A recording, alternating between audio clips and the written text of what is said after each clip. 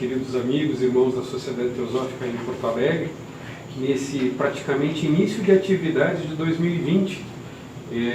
Se fala que depois do Carnaval talvez as coisas voltem a retomar a um ritmo que usualmente nós o temos a cada ano no nosso país. É curioso a gente tentar delimitar ou demarcar um início, porque talvez a gente possa buscar encontrar um eterno início no agora que se renova a cada instante. Nossa consciência tende a estabelecer limites e padrões temporais e espaciais para que a gente tente se localizar e se entender como ser que busca compreender em algum momento não só a si, mas o mundo em que está inserido. Se diz que antes de nós buscarmos compreender o que somos e onde estamos inseridos, estamos em si na própria unidade. E quando falamos de uma unidade, falamos talvez não de uma consciência, mas do que possa vir a ser, se é possível conceber o que seja, independente de se expressar, uma onisciência. Talvez não faça sentido imaginar uma consciência na unidade. Porque se uno é, sequer haveria de ter consciência, muito menos dispersa, acerca de si. Apenas se é. Quando começa a haver um cogito e uma consciência de si, talvez comece a fazer sentido pensar no que possa ser um humano estabelecido como uma individualidade que num dado momento se percebe sendo, sem saber exatamente o que é, mas buscando realizar em alguma medida aquilo que é um mistério que talvez lhe dê a vida e seja, enfim, o que sempre foi. Estamos falando aqui um pouquinho, talvez, numa filosofia, na perspectiva metafísica, para fazer uma introdução e dizer aqui que quando nós temos a oportunidade não só de reiniciar um trabalho, porque nós no tempo estabelecemos então também momentos de início que dão sentido àquilo que nós tentamos nos entender como sendo, e nos vendo como sendo, temos a chance também de não só restabelecer inícios, mas reencontrar amigos e fazer novas amizades. Então, quando nós temos a oportunidade de voltar para essa linda cidade, para esse Porto Alegre, a gente tem a chance de voltar a abraçar amigos e parece que acalentar o coração com emoções puras e elevadas quando percebemos que, de algum modo, nos encontramos unidos num mesmo ideal. E talvez a Sociedade Teosófica seja uma casa que concatena e congrega almas que, percebendo ou não, estão unidas e voltam a se unir de uma perspectiva consciente em torno de um mesmo ideal. Curioso é que o que acalenta o nosso coração no tempo e no espaço e como indivíduos que buscam o que possa ser essa individualidade, nos regozijamos ao nos reencontrar, porque talvez não consigamos perceber o que está além dos nossos sentidos de percepção e que nos mantém, desde antes do tempo, unidos. Se diz que somos um e que unidos estamos. Saber disso e sentir isso de um modo lógico não necessariamente significa que isso seja uma verdade viva na nossa existência. Porque enquanto existentes e vivos ou acordados e despertos, ou tentando simbolicamente se manter acordado e desperto, a lógica soa não necessariamente como realização. Tentar entender um pouco o que essas palavras possam significar. E o título dessa apresentação, em largas linhas, como um mote de reflexão nessa apresentação que vem como sendo unidade da vida, percepção e realidade, nos mostram que talvez exista algo além do tempo, algo além do espaço, algo que quando se tenta identificar de um modo qualificativo ou no vernáculo, pela palavra que vem como rudimento do pensamento. Quando se pensa em tentar compreender pela palavra, pelo pensamento, pela ideia imagética do que possa ser, já nos distancia do que é. Uma coisa é o real.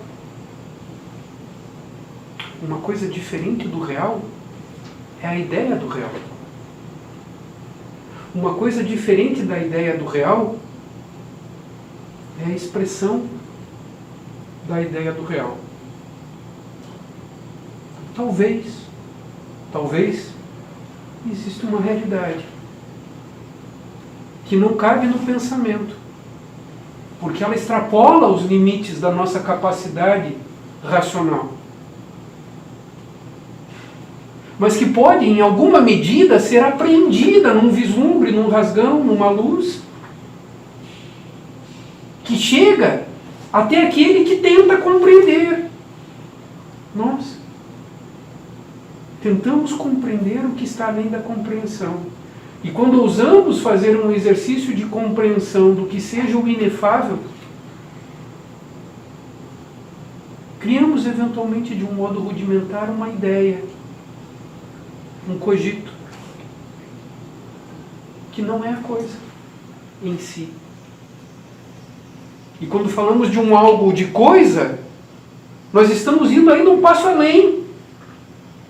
Além do exercício intelectivo, mental, racional, cognitivo, essencialmente humano. Nossa capacidade de raciocínio reflexivo nos faz humanos. A primeira tônica do que possa significar um humano é a nossa capacidade reflexiva cognitiva. E dessa nossa capacidade cognitiva reflexiva, podemos ousar refletir, se me permitem as palavras, meus caros amigos, o que é Deus? O que é a verdade? O que é o real? O que é a teosofia? O que é a vida? Nós podemos ousar tentar refletir. E quando fazemos isso, nós temos um vislumbre ou um clarão do que possa ser, e não do que é. E talvez, muito menos, e talvez até por longo tempo, sequer ousamos imaginar que o que é decorre do que não é. Os budistas têm um dos seus sutras conhecido como o Sutra do Coração, uma determinada chamada, um mantra que nos diz assim: Teata gate gate para sangate bodhi swaha. E nesse sutra, quando o mantra surge, Teata gate para sangate bodhi swaha, eles estão fazendo uma alusão de que a forma é vazia e sem dualidade o vazio é forma. E eles nos instigam tentando dizer: vai além, vai mais além, vai além do além, e realiza ou descobre o que possa ser o real, percebendo talvez que em um instante ou em um momento fora do tempo, isso que nós temos como possível real é completamente insubstancial e chegaria naquilo que é a possibilidade apenas do que vem a ser, mas que nada é. E porque nada é concebível no pensamento humano, além do próprio pensamento e da palavra, por falta de capacidade de expressão e mesmo de pensamento, humildemente aquele que busca com o todo do seu ser reconhece, assim como aquela passagem famosa de Sócrates, que tudo o que nós sabemos, por mais longe que nós vamos, é que nada sabemos. Então talvez exista algo além do real. Algo além daquilo que nós podemos conceber numa perspectiva mais elevada do que seja o real, a vida, o amor, Deus, a teosofia. Nós vamos tentar voltar nesse ponto e juntos fazer o exercício daquilo que nos faz humanos. E eu partilhava com os amigos e com os irmãos que aquilo que nos faz humanos é a nossa capacidade cognitiva reflexiva. Que quando exercida, do modo mais sublime e elevado, com os sublimes vislumbres, nos fazem tocar um algo que produz uma ideia. Então nós estamos tentando falar aqui de uma realidade. E nós podemos aqui juntos investigar e tentar ousar saber, existe uma realidade? O que é esta realidade? E alcançar um pensamento acerca dela. O pensamento que deve eventualmente decorrer de uma percepção talvez das nossas fontes mais sutis. Estudiosos acerca do que possa ser um humano, quando falam da nossa capacidade cognitiva reflexiva, nos dizem que, além daquilo que fisiologicamente nós temos como atividade cerebral, nós temos um pensamento.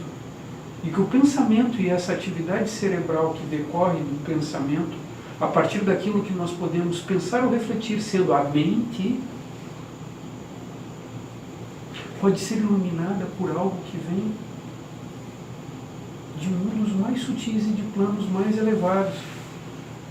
Que aqui, no domínio da palavra, para que a gente possa tentar se comunicar e se corresponder, passa a eclodir com uma palavra que nós conhecemos normalmente como intuição.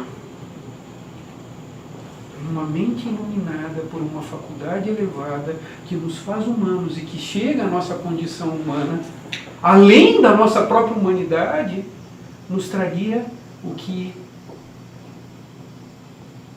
num linguajar teosófico, produziria uma luz de Budi, ou de um plano elevado búdico. E nos faz ter um percebimento, um vislumbre, uma luz, um átimo, um instante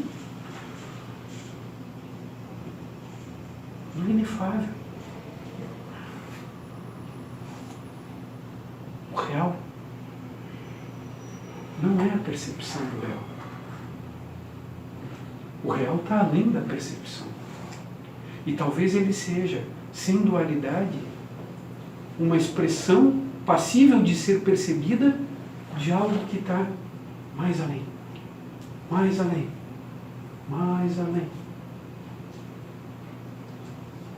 Não numa perspectiva espacial e nem temporal, e nem numa perspectiva de ser ou ontológica, se nós formos pensar num ramo da filosofia que tenta compreender o que é a realidade.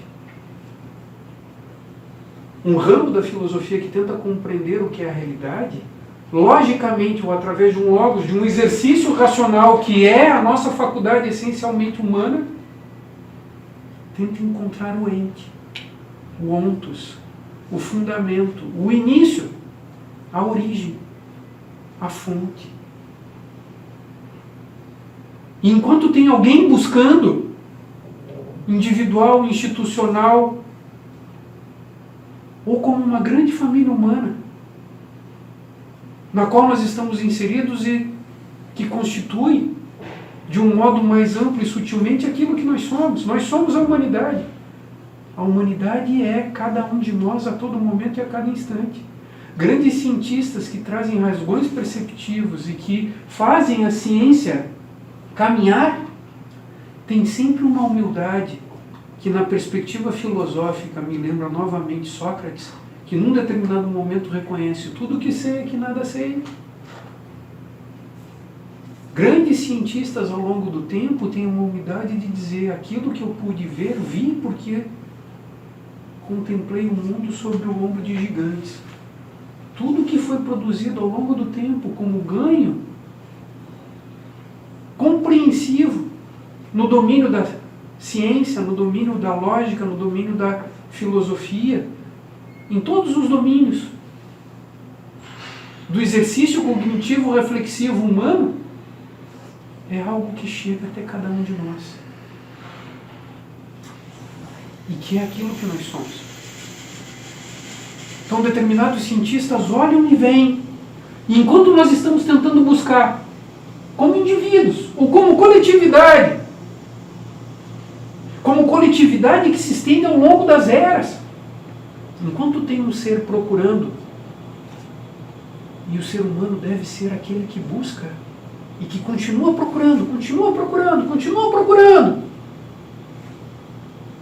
ele pode chegar talvez num ponto ontológico que tenta lhe fazer perceber o que é o ser. E o ocultismo, ou a metafísica, e talvez o domínio da teosofia que está além do tempo, nos sugere que há algo além. Mas não algo, porque isso não é algo tátil, não é algo visível, não é algo passível de pensamento, não é algo passível de ser posto em palavra. Mas nós podemos tentar partir de uma reflexão sem partir, porque quando nós dizemos boas-vindas para um novo início, nós estamos partindo já daquilo que é a expressão. Que bom a oportunidade que se tem em 2020, no pós-carnaval, reencontrar os amigos e os irmãos da Sociedade Teosófica, com os quais estamos unidos em ideal e em busca de teosofia. Um início. Um início que leva a um início. Nós podemos cogitar que é um algo, mas não se prende na palavra. Porque não há um algo. Nós podemos cogitar de um ser, mas não se prende na palavra porque não há um ser. Nós podemos tentar buscar a vida, mas não se prende na palavra porque nós estamos tentando ver o que é a fonte da vida. E que está aí além da fonte, de uma perspectiva completamente imaterial, completamente transcendente.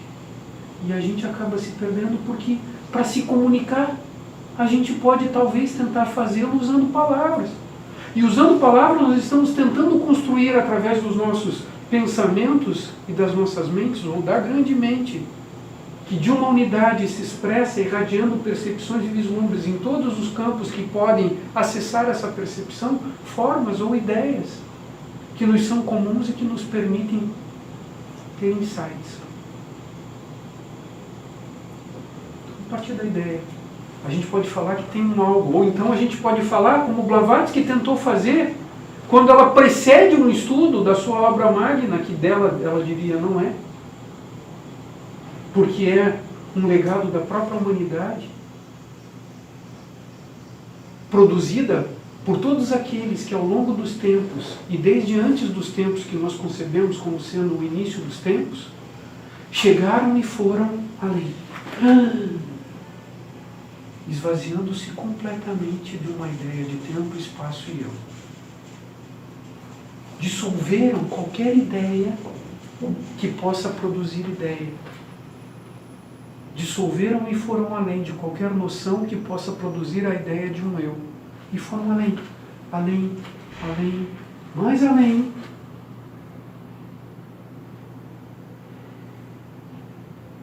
E de repente se capacitam a expressar aquilo que perceberam.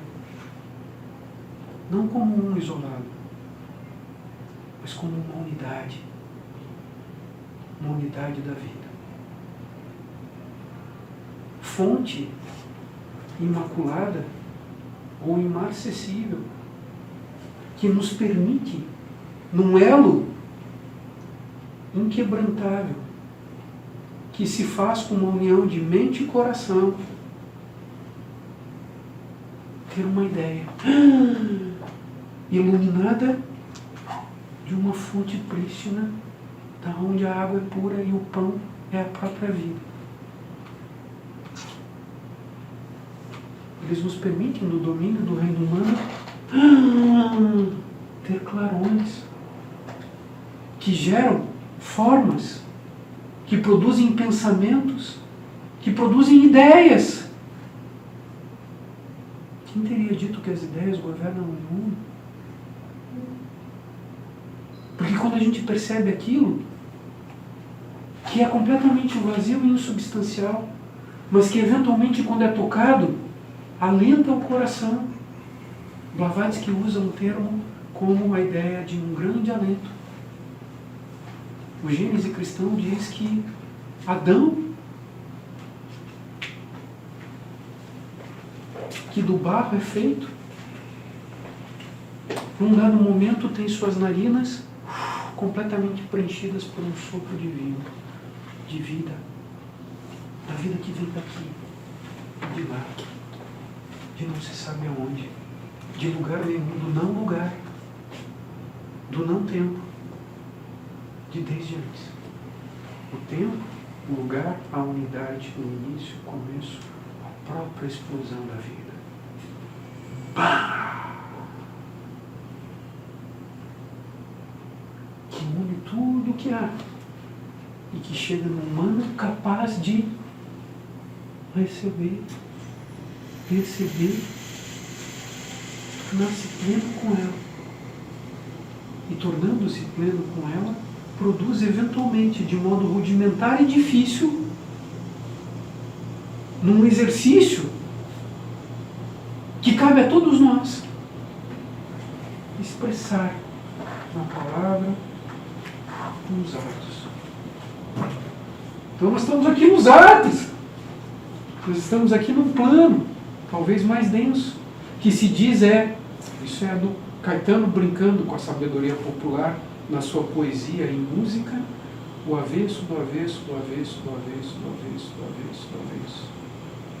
Blavatsky, na sua doutrina secreta, num dado momento, diz que a realidade, que talvez esteja além dessa realidade que nós podemos botar na palavra, no pensamento, na ideia, do que seja como realidade última, ou primeira,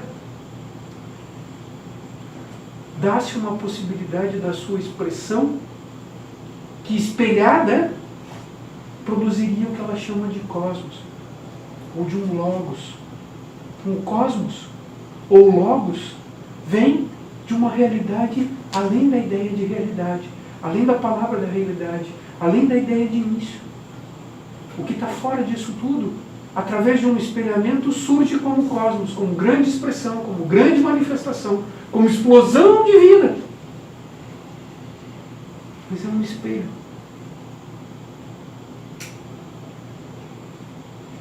E esse cosmos que é espelho da realidade invisível, por sua vez também tem um espelho no que nós concebemos como o universo.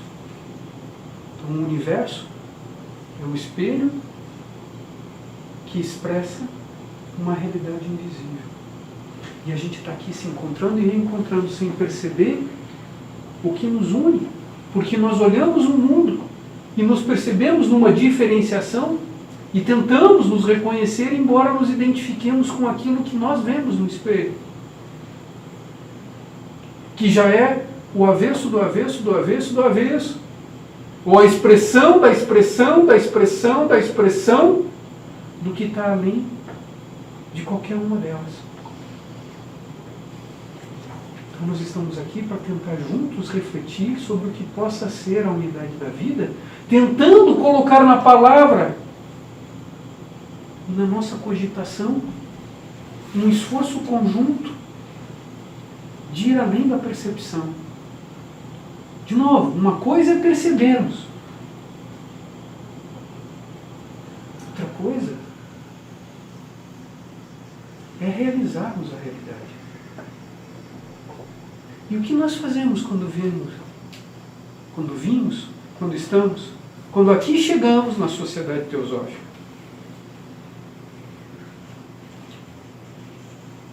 2 anos atrás, em 2018, o Conselho Mundial da Sociedade Teosófica lançou um documento que tenta expressar uma reflexão dos teosofistas acerca da missão da Sociedade Teosófica. E esse documento, que tenta expressar a reflexão dos teosofistas acerca da missão da Sociedade Teosófica, em português, foi traduzido da seguinte maneira. Eu imagino que os caros amigos aqui da Loja Dharma tenham tido a oportunidade de dar uma lida. Volte e meia as pessoas se perguntam: o que é que se faz na Sociedade Teosófica? Qual é o papel da Sociedade Teosófica? O que cabe ao teosofista? O que a gente faz na Sociedade Teosófica? Por vezes a gente vê pessoas que frequentam reuniões da Sociedade Teosófica e que eventualmente nos dizem: mas a Sociedade Teosófica se circunscreve ou se limita a uma sociedade de estudos de temas metafísicos. Sim, é fato. Esse é um propósito, mas que não tem um fim em si. E que talvez seja um instrumental através do qual o ser humano possa vir a ir além daquilo que ele imagina que é. Tem algumas máximas ocultistas que nos dizem o seguinte: tornai-vos aquilo que sois. Chegues aonde te encontras. Mas o que nós somos e onde estamos? E se nós formos pensar na questão do tempo, existe uma outra máxima ocultista, essa está apresentada num livro conhecido como Luz no Caminho, que curiosamente nos diz assim: não viva nem no passado, nem no presente. Ela vai lá e nos toca ainda um pouquinho mais. Vai além. Além da palavra. Além da ideia. Além das certezas. Luz no Caminho, de repente, nos provoca e diz assim: não fica nem no passado, nem no presente, mas sim no agora. Ali está o real. Ali está a vida. Podemos pensar junto, mas agora não é presente. Talvez o presente seja algo que nós ganhamos. Onde nós estamos quando estamos no agora? Que nós? Que eu? Eu? Há algo para se ganhar? Quem ganha? Por que a gente quer ganhar? Tem uma coisa interessante aí de pensar num eu, no espaço e no tempo. O que a gente faz quando chega na Sociedade Teosófica? A gente estuda. E a gente é estimulado a tentar buscar a verdade. A gente é estimulado a tentar buscar a teosofia. O que é a teosofia? O que é a teosofia, meus caros amigos? Dom Quixote, que era um louco aos olhos do mundo, procurava Dulcinea. E as pessoas o chamavam de louco, e ele talvez, pensando consigo, tentando ir além deste sigo ou de si, dizia: louco si, pero no tonto. Aos olhos do mundo, um louco em busca da sabedoria. O Dulcinea ali expressado na linguagem literária de Cervantes. O que é a teosofia? O que é a sabedoria divina? O que é esta Sofia que está no aqui? Num aqui sem lugar, num aqui não tópico, que não está no presente, que nós aspiramos ganhar. Mas que quando não há um nós ou um eu que aspira a ganhar, é no agora que eclode. É só no agora. Quando é? Tem quando? Porque enquanto tem um eu que busca percepção e que, essencialmente sendo humano e para realizar sua nossa natureza divina, ele deve realizar sua humanidade e transcendê-la, Busca percepção. Busca percepção de aquilo. E talvez, quando não busca mais nada para si, eis que se vê sem olhos, porque nada há para ver. Já não há mais há. Ou o quê? Ou ser, ou eu, ou buscador. Aquilo se abre. Sem nenhum tipo de dualidade, a realidade se faz presente e viva. No ótimo instante de um agora contínuo que nasce, a todo momento. Agora.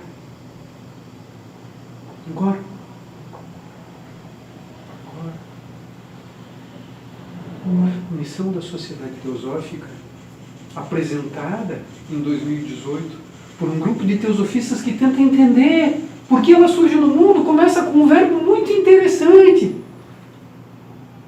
O que nos une, ou nos tem a possibilidade de unir nesta sociedade, vem através de um primeiro verbo que diz servir. A Sociedade Teosófica surge no mundo para servir a humanidade. Esse é o primeiro verbo que dá uma tônica de propósito de missão, servir. Nós aqui nos encontramos numa sociedade que se pretende servidora da humanidade. Servidora da humanidade em que sentido? Aí vem o segundo verbo, cultivando. E esse verbo me parece bastante curioso, porque ele poderia ser contraposto a um outro de ensinando, ou dogmatizando, ou algum outro como educando, ou algum outro que surge à mente de vocês. Ela não se coloca como uma educadora, como alguém que vai ensinar, ou como alguém que vai dogmatizar determinadas verdades universais que precisam ser incutidas pelos ignorantes que ainda não a alcançaram. O que daria uma ideia de separatividade. Mas surge num verbo distinto que fala cultivando. E a ideia de cultivar talvez seja uma ideia de partilhar ou de refletir junto, aprender junto, olhar junto. A Sociedade Teosófica é uma sociedade em que nós tentamos buscar a verdade, partilhando nossas percepções e buscando aprender juntos com os nossos olhares. Algo que vai além da nossa individualidade e da nossa capacidade intelectiva de ver sozinho. Então, cultivando duas coisas. E aí me parece que tem um ponto por excelência que o meu coração toca. Duas coisas. Uma compreensão e uma realização. Cada vez mais profundas. Mais além. Mais além. Mais além. Cada vez mais profundas. Da sabedoria das idades, da sabedoria eterna, da sabedoria temporal, da sabedoria de todos os tempos, da tradição sabedoria ou da teosofia, da verdade. Como vocês perceberem ou chegarem naquilo que possa ter de mais sagrado no coração de vocês. Uma compreensão e uma realização desta sabedoria. Mais do que isso, de uma autotransformação espiritual, um chamado que não só se evoca como uma missão primeva de cultivar a realização, vem um segundo evocativo dizendo: ela está para servir a humanidade cultivando uma compreensão e uma realização da teosofia e da autotransformação. E ela fecha e da unidade de toda a vida, e da unidade da vida. inspirado nessa missão, nós podemos aqui nos encontrar e tentar falar sobre o que seja a unidade da vida. Com a humildade perceptiva, nós estamos aqui nos reunindo para tentar falar sobre a unidade da vida, sua própria realidade e sua percepção. Nós podemos aqui nos encontrar para, humildemente, tentar falar e buscar perceber o que possa ser a unidade da vida, sabendo que há algo além da percepção, porque há algo além daquele que tem, eventualmente, a capacidade de perceber. Algo além daquele que tem a capacidade de perceber, porque no tempo e no espaço há alguém que percebe, aquilo que ele percebe já não é o real, mas uma expressão do real. Está no campo da dualidade passível de reflexão e percepção. Patanjali, quando fala do Samadhi, olhem só que dificuldade, ousar falar do Samadhi. Nós estamos aqui como Patanjali, ousando tentar falar juntos e pensar e refletir acerca do Samadhi, quando, ao invés de usar a palavra Samadhi, usamos a palavra vida ou unidade da vida. Patanjali, quando ousa falar do Samadhi, ele fala que existe uma realidade. Essa realidade que vai além de qualquer capacidade perceptiva. Blavatsky, quando fala das proposições fundamentais da doutrina secreta, ela diz: passa a tua vida refletindo acerca dessas proposições e toma a ideia da unidade da vida como meta da tua meditação. Por bom tempo. Quem sabe, enquanto meditas acerca da unidade da vida, possas dar um passo perceptivo mais claro e talvez em algum momento tocá-la e mergulhar no que possa ser esta unidade. Possivelmente nós não só mergulhamos, como estamos completamente imersos nessa unidade da vida, mas não conseguimos perceber onde está. Cadê? Trocando as palavras, o meu querido Joaquim nos dizia que eu recém cheguei aqui do Centro Raja, onde nós tivemos um encontro bastante interessante e curioso durante o feriado de Carnaval, sobre uma temática: passados 100 anos da sociedade teosófica no Brasil, que sociedade queremos?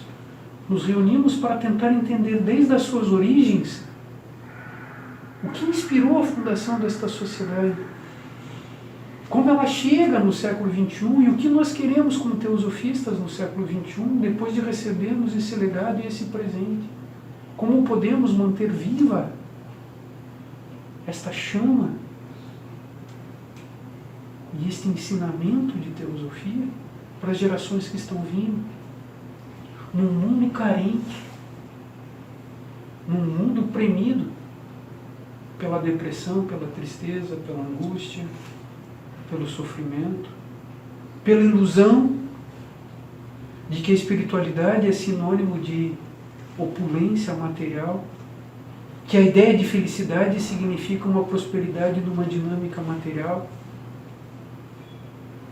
Novas cores tingem a humanidade acerca daquilo que desde antes nós imaginávamos nos poderia garantir um local no céu. Hoje nós buscamos adquirir e comprar lugares no céu, vivendo aqui na Terra nesse momento encarnados. E achamos que a espiritualidade seja um sinal para isso. Um mundo premido por ignorância, ilusão, medo, depressão e tristeza, que eventualmente pode receber alentos da teosofia e soerguer-se através de cada um dos seus componentes que formam a humanidade encarnada no século XXI. Que sociedade teosófica nós queremos para os próximos 100 anos? E como levar e manter acesa essa chama da teosofia em benefício de todos? Estávamos lá nos reunindo, com muitos clarões, muitos vislumbres, com muita energia, num ambiente de fraternidade que faz da teosofia algo vivo a cada momento, aprendendo juntos. Eu lembro do Centro Raja, que alguns anos atrás, quando eu tive a alegria de conhecer a Sociedade Teosófica, lá por 2003, 2004, tivemos um encontro em que veio nos visitar aqui a Radha Burnier, uma das suas presidentes. Ela veio aqui fazer alguma série de encontros, falando, refletindo, partilhando percepções acerca do Bhagavad Gita. E eu me lembro que num determinado momento alguém levanta a mão assim e pergunta para a Radha: Deus existe? E ela ficou quietinha. Ele perguntou: Deus existe? Onde é que ele está? Ela ficou quietinha, de repente olha para ele e diz assim: onde ele não está?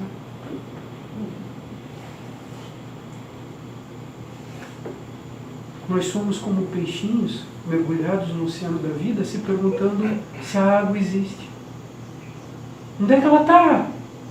Eu acho que tem. Eu ouvi dizer que tem água. A água existe sim. Não, isso é coisa de crente. Isso é coisa de crédulo. Não existe nada. Sem conseguir perceber que nós estamos completamente mergulhados nesse oceano da vida. Inundados no que é esse oceano de amor, de vida, de teosofia, nesse oceano divino, dentro e fora de nós. Nós estamos mergulhados na unidade da vida e não conseguimos percebê-la. Então nós tentamos exercer nossas faculdades intelectivas refletindo se ela existe, sem conseguir perceber que nós estamos o tempo todo num agora contínuo, mergulhados nisso, embora isso não seja nem sempre uma percepção e talvez ainda muito menos uma realidade, uma realização. Uma coisa talvez seja pulsar em unidade com o uno sem dualidade e manter-se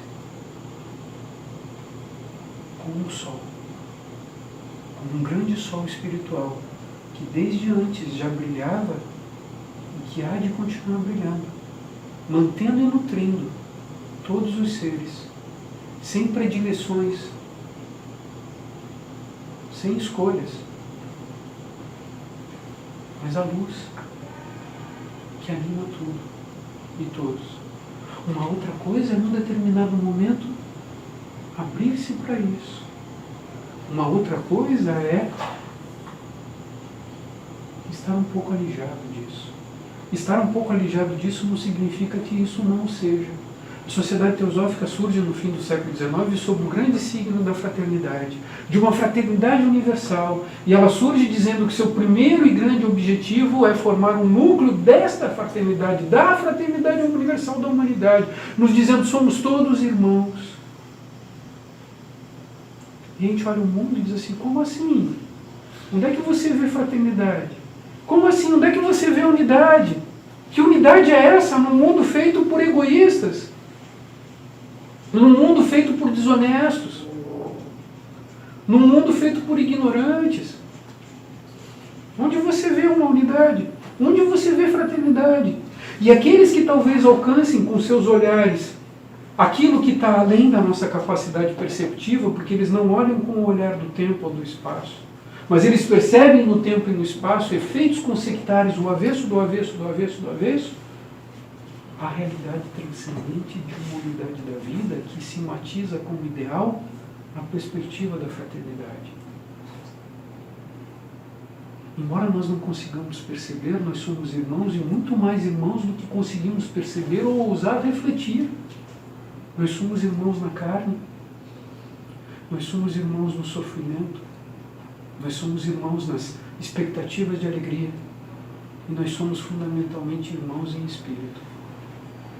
Nós somos irmãos na carne porque aquilo que compõe a carne, que possibilita a expressão do espírito no mundo manifestado através do tempo, através daquilo que nós temos como um composto orgânico, é feito por átomos, fundamentalmente de carbono, naquilo que expressa esse composto orgânico, que já existiam desde antes da gente surgir no tempo, como existência personalíssima, como existência desta personalidade. Os átomos que mantêm o nosso corpo agregado em algo que nós temos como uma unidade, passível de ser percebida no espelho quando a gente se toca, são átomos que serviram a outras formas de vida, humanas e não humanas ao longo do tempo, e que num dado momento possibilitaram, através de uma organização que não é fortuita, mas estabelecida naquilo que nós tentamos compreender como sendo karma, nos dota da possibilidade de termos um composto E as pessoas dizem que nossas células estão em constante alteração e mutabilidade. Quando os buscadores da verdade, num determinado momento histórico mais pungente, eram conhecidos nesta linha de atividade como alquimistas, no simbólico da linguagem, diziam que procuravam transformar em ouro a matéria mais densa, quando estavam possivelmente falando em transformar em ouro a matéria mais densa desse nosso composto orgânico, possibilitando que ele seja não só apenas um receptáculo mais purificado, para que a luz interna possa brilhar e se expressar em meio à humanidade, do que a construção de pedras e de minérios que produzem aquilo que nós almejamos eventualmente como riquezas a serem apropriadas por cada um de nós. O Mestre Jesus, na tradição cristã, vai dizer que existe algo e tesouros que não são passíveis de serem corroídos pelo tempo e pela traça.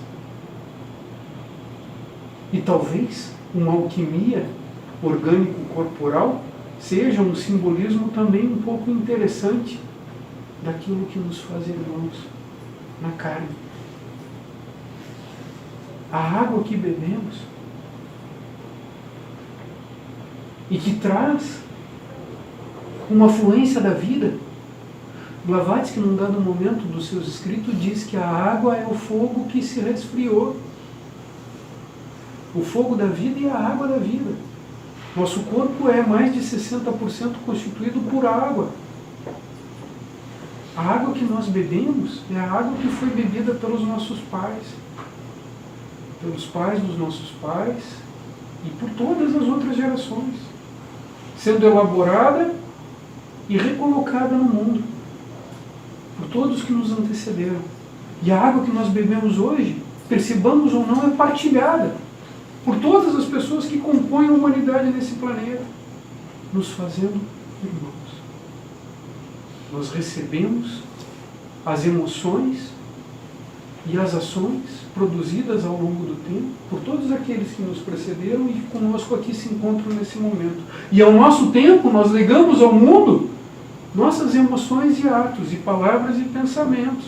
A gente fala de uma irmandade corporal, a gente pode falar de uma irmandade percebida na água, que simboliza as nossas emoções.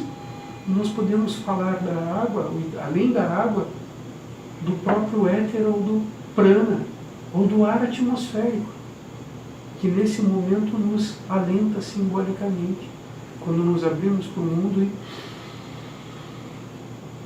inspiramos, elaboramos e eventualmente sopramos no mundo aquilo que nós conseguimos produzir da nossa elaboração, nos unindo e conectando com todos os seres humanos e não humanos.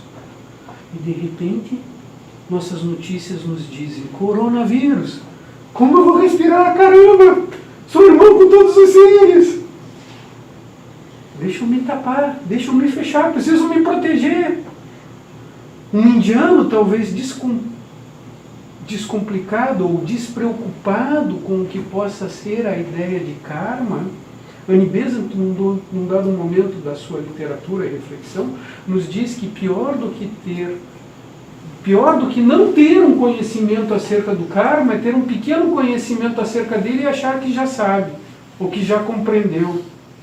A sociedade teosófica começa a falar e nos interagir ou fazer com que a gente reflita acerca do que possa ser o karma. Um mestre de sabedoria diria que existe uma grande lei universal, e essa lei é a da harmonia, que regula e mantém tudo em unidade. Mas um indiano, um oriental, quando começa a ter um rudimento perspectivo acerca do que seja o karma, vai imaginar: olha, o que é o meu karma vai acontecer. Se não é meu karma, não vai acontecer. Então, se acontecer, o que eu posso fazer? Talvez muito sabiamente, num dado momento, partindo desse primado, John Lennon diz apenas: let it be.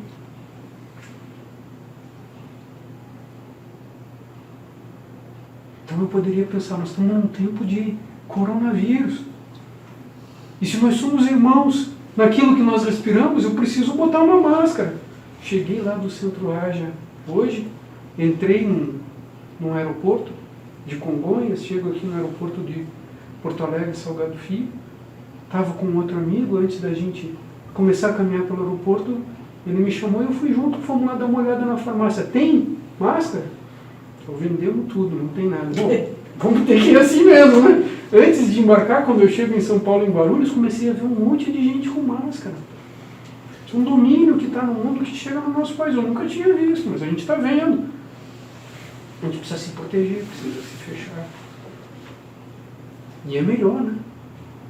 Não sei, isso é com cada um. Um indiano talvez diga, você está no carro, a gente vai encontrar, o que pode fazer? Fazendo ou não fazendo, a coisa vai acontecer. Se aconteceu, aconteceu, paciência, segue, né? Um ocidental talvez diga, olha, já que está assim, o melhor é eu aproveitar o máximo da vida agora, vou ser feliz já. Deixa eu fazer tudo o que eu posso, porque não tem mais nada depois, então vou aproveitar agora mesmo, né? E deixa eu talvez me proteger aqui para continuar tendo a chance de desfrutar, porque depois não tem mais nada. Eu não sei se a gente consegue compatibilizar as duas ideias. Mas tem aquela frase, né? Ajuda-te que Deus te ajudará. Eu conheço ela assim também, preserva o Dharma que o Dharma te preserva. Na loja Dharma isso é uma coisa bastante interessante, não é? Te preocupa com aquilo que te cabe. E talvez o meio providencie os elementos necessários para aquilo que precisa ser feito continuar sendo feito no tempo que precisa ser feito. Agora o ser humano é um ser que reflete. E ninguém pode dizer para nós o que é certo ou errado. A gente pode ter determinadas balizas éticas, morais. A religião nos dota de determinados preceitos éticos morais. Os preceitos éticos e morais, eles têm sua validade, mas eles realmente têm o seu sentido pleno quando eles são elaborados e refletidos por aquele que se baliza e eventualmente os analisa. E ele consegue perceber que isso tem vida em cada momento, em cada instante. É agora que eu tenho que discernir. Qual é a coisa certa a ser feita agora? Quem vai nos dar essa resposta? Alguém pode dizer e você faz alguma coisa. Tem um conto zen, mais ou menos curioso, que diz assim, estava lá um velhinho, um rapazinho, tendo que andar, e ele só tinha como caminhar por um longo período em cima de um burrico. Então o burrico estava levando determinadas coisas, e o senhor ancião e o menino estavam andando do lado do burrico, eles tinham que fazer uma longa jornada. Aí eles passavam por uma cidade e ouviram assim, mas que gente boba, hein? O burrico ali, e eles nem aproveitam para andar e aproveitar essa energia locomotiva do burrico. Daí eles começam a continuar andando com o senhorzinho em cima do burrico e o menino do lado. Eles vão mais um tempo, daí eles escutam uma coisa, mas esse senhor ele não tem pena do menino que está ali suando. Daí eles resolvem mudar. Então o senhor começa a andar fora e o menino sobe no burrico para andar. Daí eles vão olhar uma outra coisa, mas que menino é esse? Como é que deixa o senhor andando? E não vai deixar o espaço para que o senhor seja levado. Aí eles fazem isso. Aí passa um tempo e diz, olha, vocês não percebem que o burrico podia carregar vocês dois? Aí então vai o menino, o burrico e o senhor, os dois andando. Aí chega na outra cidade, mas Coredo, não tem pena do burrico. E eles voltam a fazer a mesma coisa, o burrico e os dois andando do lado. O que está certo, o que está errado? Quem pode nos dizer o certo e o errado? Ninguém ensinou nós mesmos em cada momento do agora. Mas a gente está num momento de coronavírus. A gente pode pensar, e de repente me vem um exemplo de Madre Teresa de Calcutá, que como madre passou a ser conhecida por causa do trabalho que ela fazia com os enfermos em Calcutá, que ninguém queria ver, que ninguém queria chegar perto. Ela trabalhava com os leprosos, que estavam colocados atrás de portas, de hospitais, longe das cidades e completamente fechados. Eu não vi, mas ouvi. Ouvi de uma pessoa que teria dito que num dado momento, uma pessoa com muitas posses ou dinheiro teria ido num determinado momento num desses hospitais ou dessas casas e visto o que Madre Teresa fazia. Quando ele olhou aquilo, ele ficou horrorizado, disse, meu Deus do céu, não faria uma coisa dessa por dinheiro nenhum do mundo. E ela ouviu aquilo num relance e disse, nem eu! Não é dinheiro, é amor e compaixão, que leva ela a perceber que tinha algo que precisava ser feito e que ela podia fazer porque não tinha ninguém fazendo. Ela ia lá e fazia. Por amor. as pessoas que estavam relegadas a uma segregação. O que é o certo? Ela foi imprudente? Provavelmente. Tem certo ou tem errado? Tem uma percepção conectiva com o Dharma que nos faz não só escolher, mas estarmos unidos com a escolha. Fazendo. Percebe porque está em unidade com aquilo. A unidade me faz perceber sem que eu perceba que eu percebo. Mas existe uma percepção sem percepção que se expressa na fala e na ação.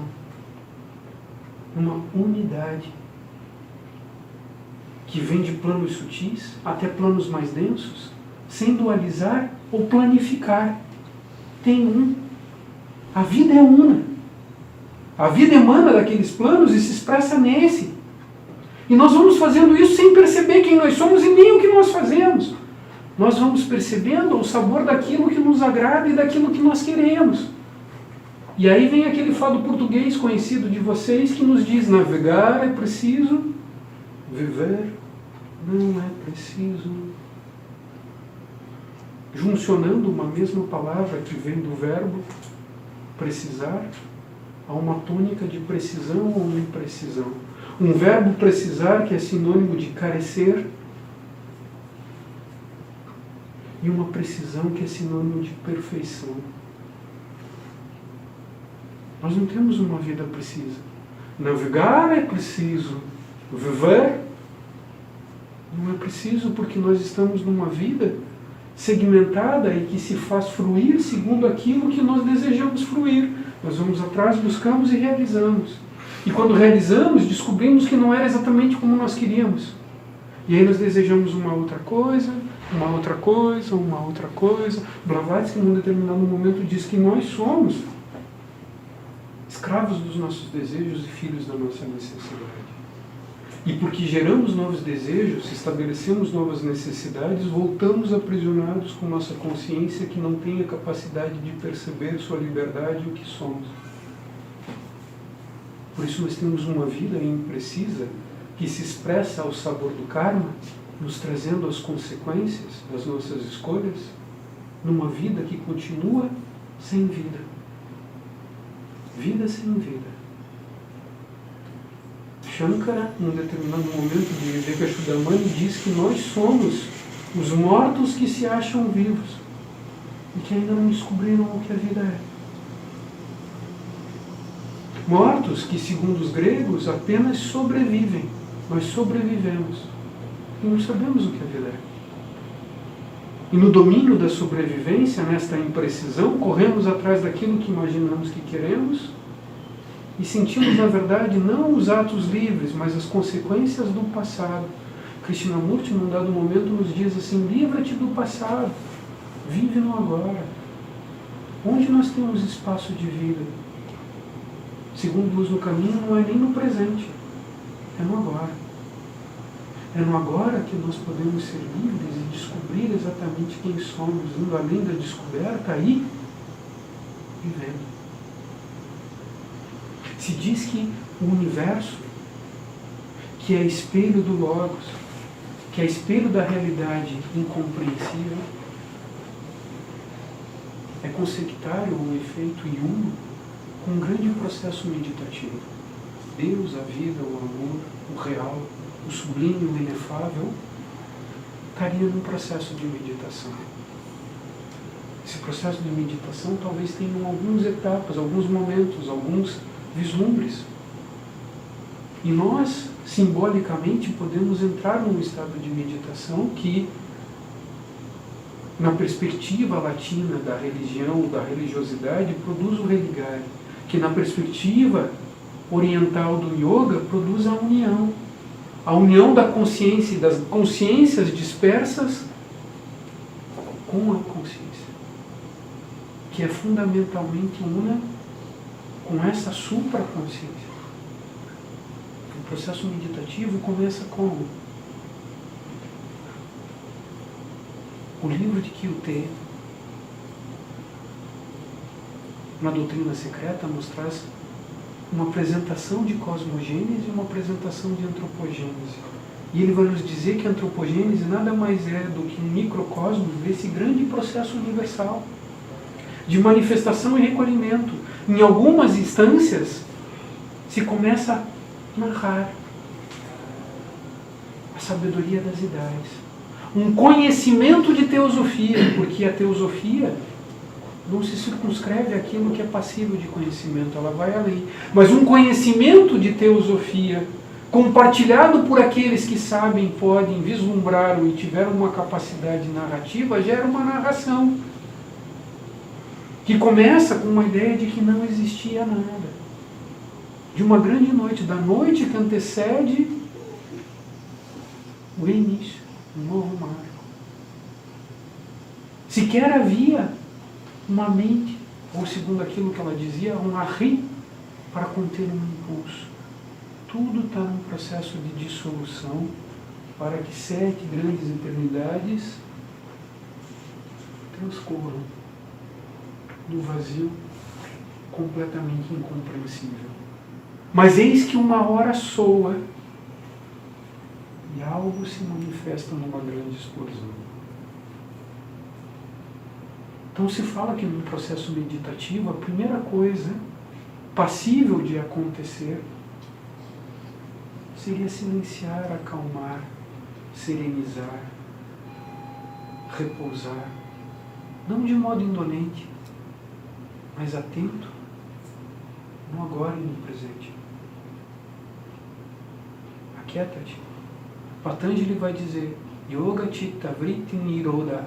Yoga é a cessação das ondas mentais. Blavatsky, na Voz do Silêncio, outra obra que ela traz, ela nos diz que nesse momento que nós estamos buscando um estado meditativo, a gente pode acalmar o nosso corpo, acalmar as nossas emoções, acalmar os nossos pensamentos e atentamente perceber quem é o produtor das imagens mentais, ativando todo o fio kármico dentro de nós. Os gregos chamavam de moiras, que estão constantemente tecendo o destino.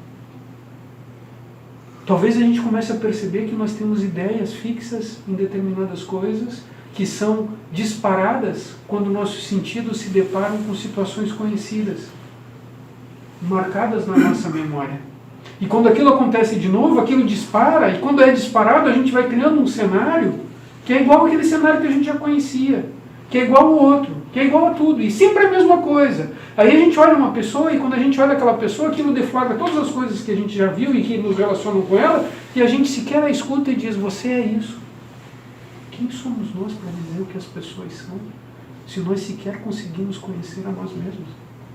Se nós não conhecemos nós mesmos, como é que nós vamos conhecer os outros? Está chegando ali o egoísta, está chegando ali o esquerdista, está chegando ali o conservador, está chegando ali o sei lá o quê, o machista,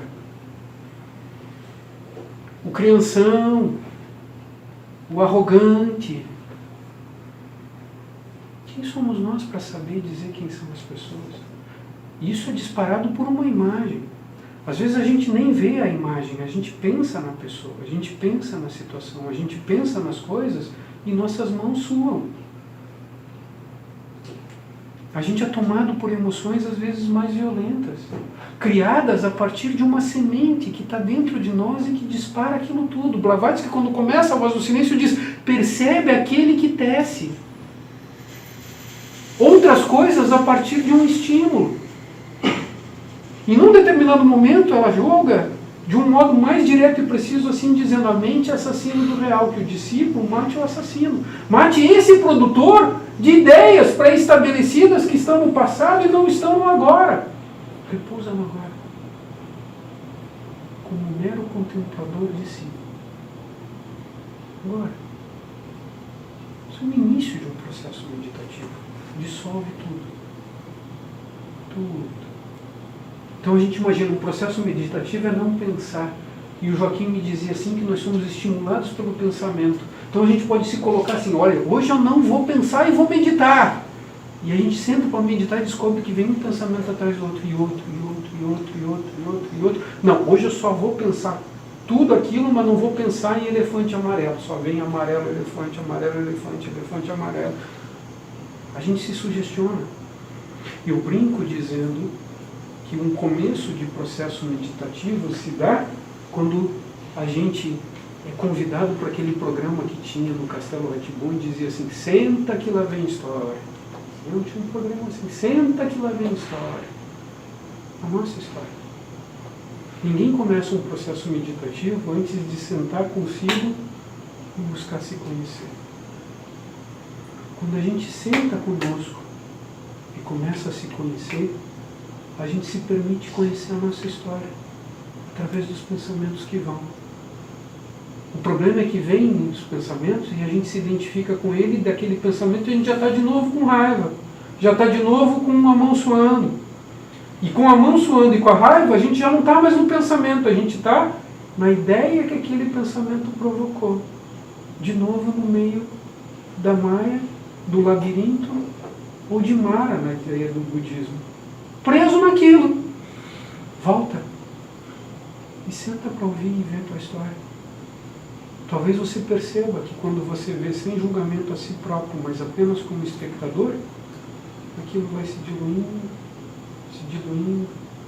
e se diluindo. Aí talvez, não que os pensamentos parem, talvez a gente possa perceber como nós construímos esses pensamentos e que há algo que está só observando. Então a voz do silêncio começa por aí. A voz que não conhece os perigos dos ídios inferiores quando entram no reino de Dharana. Porque Patanjali diz que existe Dharana, mas tem ainda Dhyana e o Samadhi. Existe o cogito daquele que olha e que nos faz humanos, que pode gerar uma realização e uma realização além da realização. Quando nós não nos arrogamos em sermos os detentores da própria sabedoria. O processo meditativo começa assim, de longe. Só um momento. Blavatsky começa falando de um momento de dissolução de todo um grande dia anterior. Silêncio, vazio, nada, trevas, caos. Não havia nada. Disse que quando nós conseguimos entrar num estado de comunhão, além da comunhão, em que nós somos o vazio, há um preenchimento completo, um pleno, uma plenitude.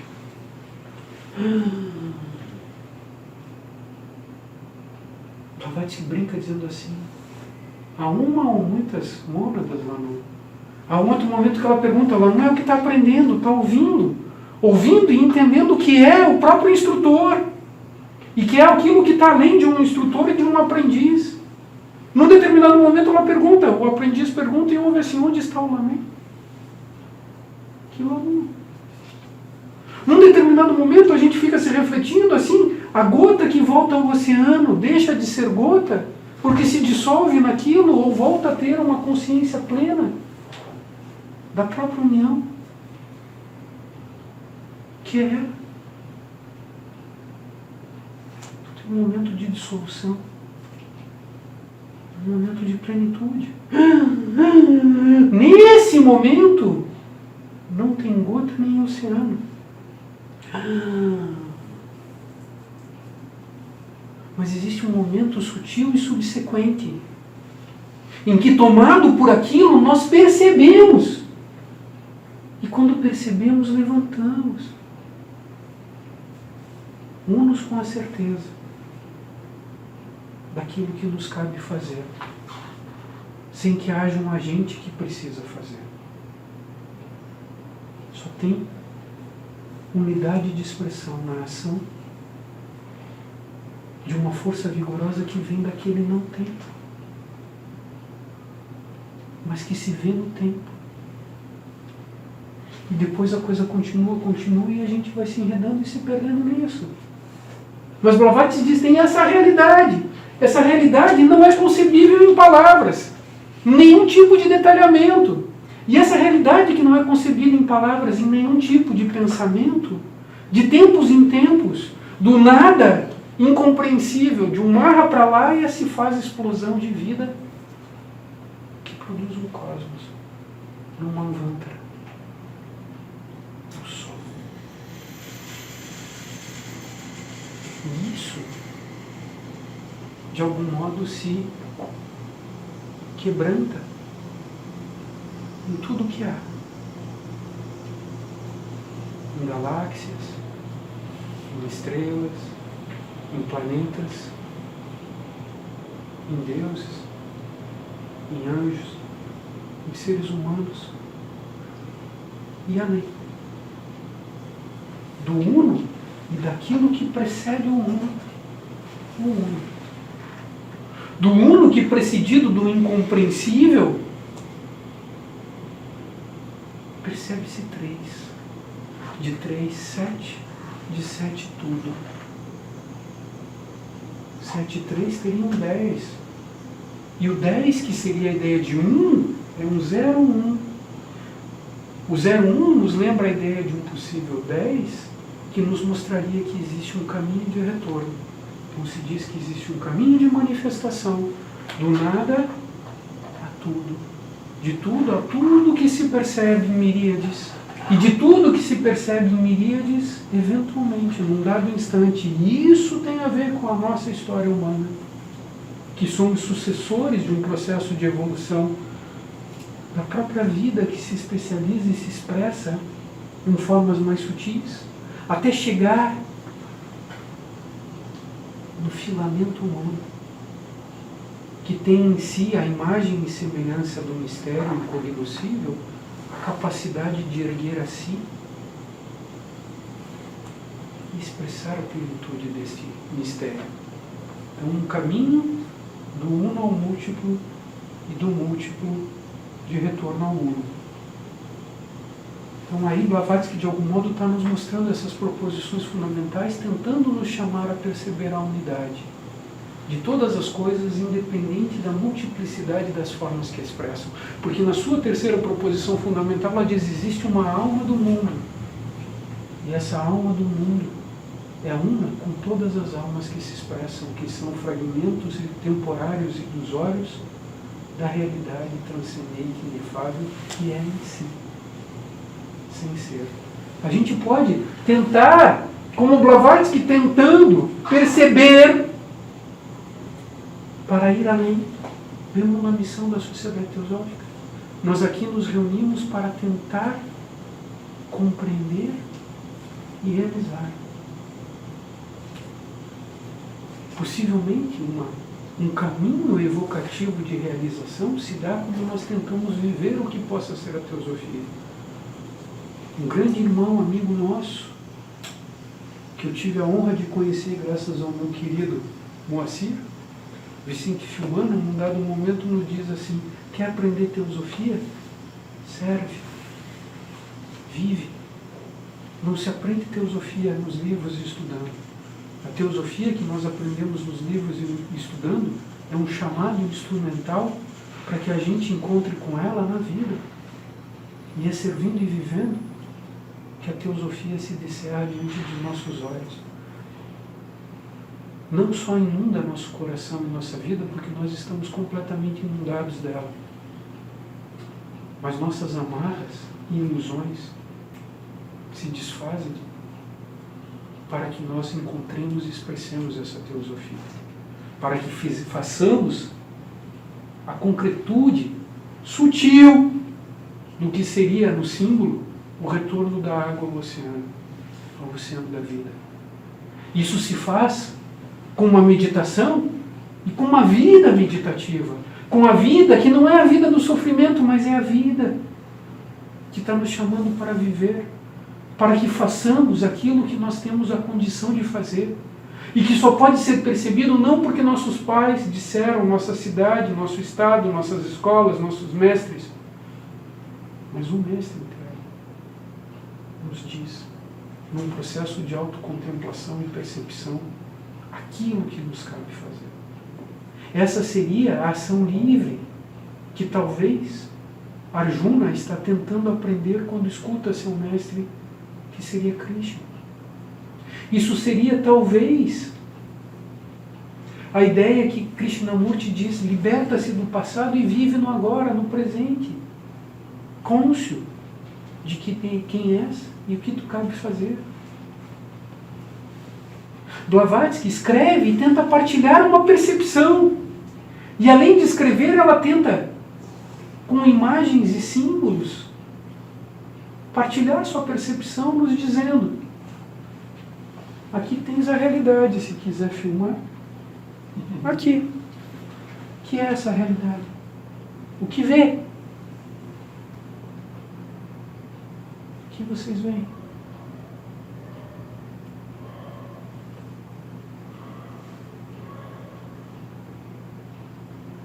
Quando eu comecei a tentar, nesse momento, ter uma reflexão de estudo teosófico, um amigo e depois a turma de estudantes, ao perguntar onde está o absoluto, onde está Deus, o que é Deus, o que é a realidade, aí os amigos começavam a dizer: está lá naquele quadro branco que tem na sede da Sociedade Teosófica. Aqui, o que é essa realidade? O que vês? Nada. Não é passível de vista. E o Blavatsky vai dizer: não tinha nada. E eis que de repente, aos olhos da autora, começa a surgir o quê? Aquilo que é o nada.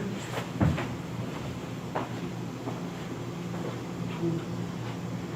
Blavatsky vai falar um caos para os sentidos, um cosmos para a razão. Shakespeare, no drama de Hamlet, vai dizer assim mesmo: ser ou não ser, eis a questão. Existe um não ser imperceptível e transcendente, causa sem causa de tudo o que faz-se como ser, passível de percepção.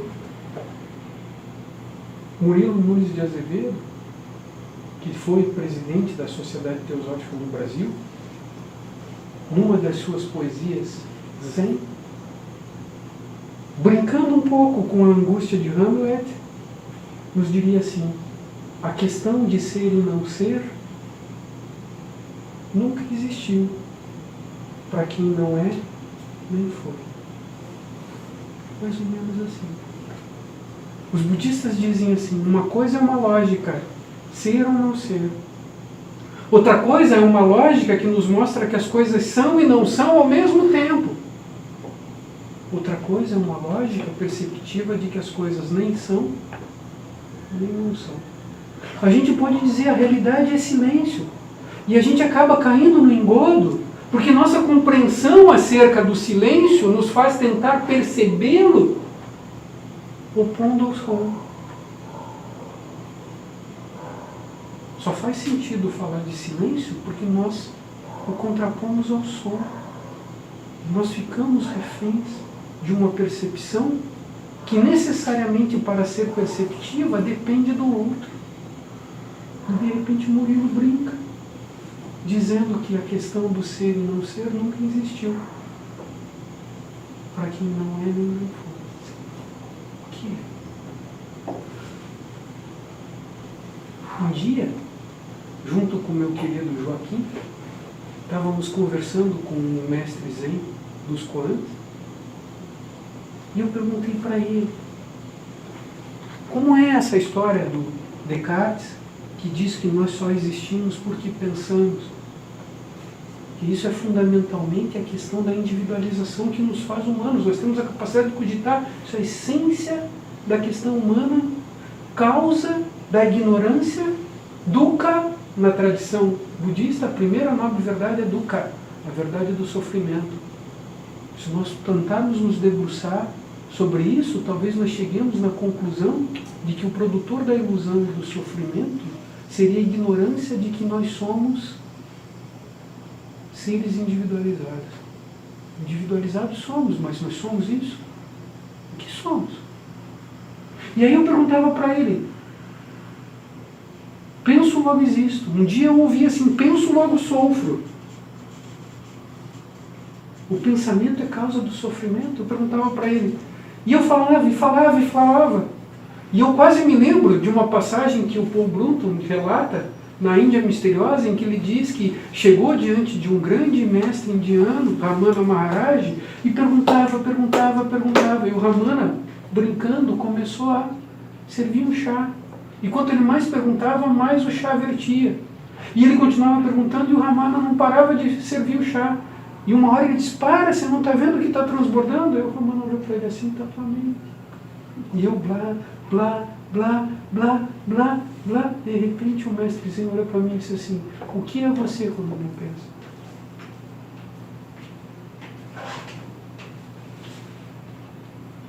Quem sou eu? Além do pensamento. E o Murilo brinca assim, ser ou não ser é uma questão que nunca existiu para quem não é.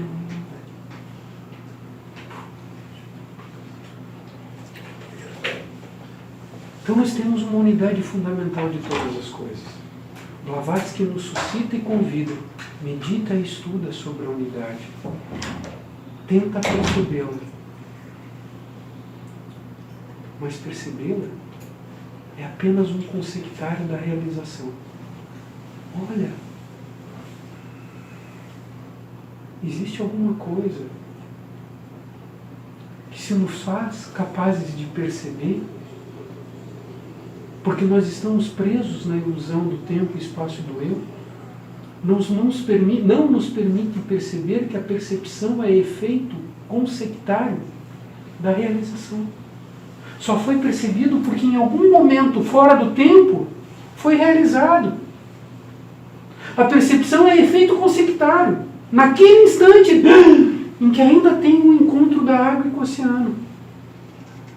Isso é do tempo. A realização não é. Happen. Suddenly. De repente. Acontece. Se diz que esse caminho do múltiplo ao uno, e eu vou nesse caminho chegando ao encerramento, se diz que nesse caminho do uno ao múltiplo tem que haver uma vontade. Em sânscrito, essa vontade é apresentada como mumukshutva, uma vontade indômita de alcançar uma autorrealização. O curioso é que esse mumukshutva, os budistas, ele ganha uma vida naquilo que nós chamamos de compaixão. A Voz do Silêncio trabalha muito essa grande questão da compaixão, a apresentando como sendo a doutrina do coração. Aquele que busca a libertação não para sair de um mundo de dor e sofrimento, mas que busca a iluminação como um instrumento passível para ajudar na iluminação de todos os seres. Porque nós somos todos os seres. E todos os seres estão dentro de nós. Tudo que existe existe e está dentro de nós. Toda a ignorância, sofrimento, todas as luzes, e entre aspas, bem feitos que nós podemos perceber no mundo, é percepção de algo que há dentro de nós. Então esse mumukshutva, esse ardente ou indômita e ardente vontade de alcançar a autorrealização se dá como um instrumento passível para que ao nosso tempo nós possamos realmente nos tornar auxiliares mais plenos e amigos mais efetivos de um mundo em sofrimento, ajudando todos os seres ao seu tempo encontrarem a libertação, a paz e a transcendência. Essa é uma vontade interna. E isso se realiza através de cada um de nós, em determinados momentos, naquilo que nós conseguimos colocar como o nosso melhor de modo altruísta no mundo. Isso vai acontecendo assim. Vai acontecendo assim. Quando isso vai acontecendo, não tem diferença entre o que faz, o que almeja fazer e uma coisa a ser alcançada. Eis que o Eterno se descerra a cada instante e agora. São Paulo teria dito que existe um momento em que não é mais ele que age, mas é o Cristo que age nele. Que momento fora do tempo é esse? Em que há uma completa fusão e a ação sábia, viva. Isso acontece conosco como possibilidade quando nós temos vislumbres perceptivos, porque o vislumbre perceptivo no tempo é consectário de algo que fundido se fez. Mas existe esse caminho, não apenas de uma possível experiência, mas um caminho que, a partir de sucessivas experiências, nos permite descerrar todas as ilusões e realizar eventualmente a plenitude do ser. Através de uma vivência, no mundo, no tempo, com os afetos e com a percepção desta unidade da vida, através de um legado que nos permite trazê-la em benefício de todos os seres, em tudo que nós fazemos, em cada palavra que nós proferimos, em cada pensamento que chega até cada um de nós.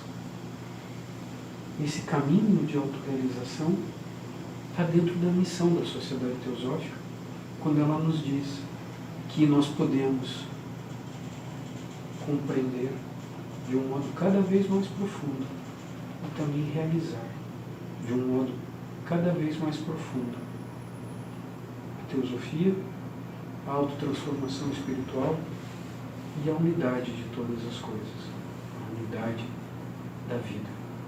Se hoje nós não percebemos, podemos buscar percepção.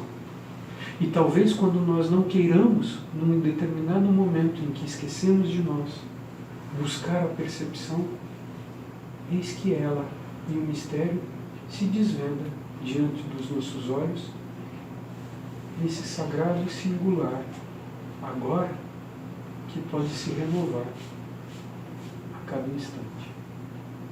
Que a luz e a energia da teosofia, que um dia tocou e uniu nossos corações e mentes, possa de novo tocar e incendiar toda a humanidade, para que cada um dos seus filhos também comungue dela e expresse essa união de modo pleno. Paz e bem a todos os seres. Sim, seja.